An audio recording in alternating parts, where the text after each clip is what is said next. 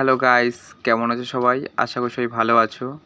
আজকে আমি তোমাদের দেখাতে চলেছি আমাদের কোম্পানির উপরে অ্যাসিড ট্যাঙ্ক আছে। অ্যাসিড ট্যাঙ্কে আগে জালি দিয়ে নেট করা ছিল, তো সেটা এখন নেই। আমি দেখো তার কাছে আছি এখন।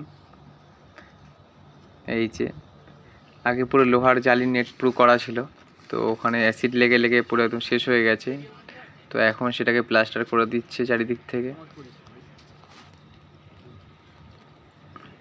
এই যে আগে উপরের দিকে হনুমান উঠে এসে ভেঙে দিত অ্যাসিড পাইপের লাইন, ওয়াটার লেভেল যেটা পাইপটা থাকতো সেটা ভেঙে দিত।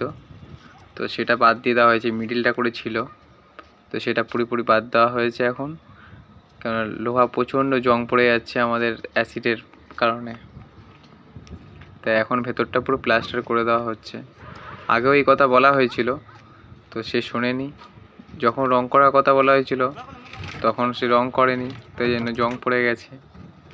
যাই হোক, ভালো হয়েছে, দেশটা যাবে, এগিয়ে যাবে।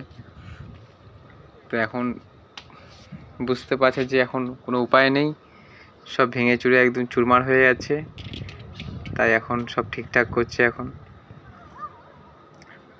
এই হচ্ছে কোম্পানির চারিপাশ। এখন বাপিয়া দুই এসছে ওপরে, কাজ কি হচ্ছে না হচ্ছে সব দেখতে এসছে। এখন একটা মিস্ত্রি দুটো লেবার নিয়ে চলে এসছে। এই হচ্ছে আমাদের কোম্পানির নিচটা, পেছন দিকটা। সামনে আছে আমাদের ওই পা দিকটা করে, ওটা হচ্ছে বাবুদের বাড়ির সবেদা গাছ। তো আগের বার যখন পাইপটা ফেটেছিল তখন ধুয়ো ধুয়ো হয়ে গেছিলো চারিপাশটা, আর এইসব গাছ ফাছ প্রায় মরেই গেছিলো অর্ধেক। সেই সময় দাদা ছিল, তো এখন তো দাদা নেই।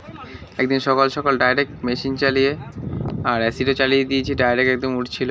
তো ওই সময় কিছু হনুমানরা এসে পাইপলাইনটা ভেঙে দিয়েছিল, তো সঙ্গে সঙ্গে অ্যাসিড বের হওয়া শুরু হয়ে গেছিলো। তো এই পাশে যত গাছপালা ছিল সব মরে গেছে। পাশের বাড়ি থেকে অবজেকশন করছিল বাবুদার বউরা, আর বাড়ির বাচ্চাগুলো শ্বাসকষ্ট হচ্ছিল।